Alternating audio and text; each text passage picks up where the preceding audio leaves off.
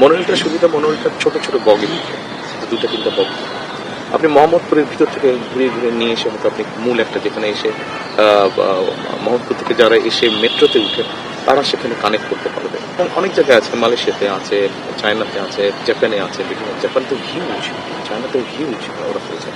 সেটা হচ্ছে মনোরেল। মনোরেলটার যেটা সুবিধা, ওনারা আমাকে যেটা বলেছেন, মনোরেলটার যেটা সুবিধা, মনোরেলটাকে যে কোনো সময় আপনি ডিসমাউন্ট করতে পারবেন, যে কোনো ওদের স্বপ্ন পূরণে পাশে থাকতে পেরে আমরা গর্বিত। জায়গায় বসিয়ে দিতে পারবেন, বিমের মতন কতগুলো বসিয়ে দিতে পারবেন, আবার উঠিয়েও নিতে পারবেন।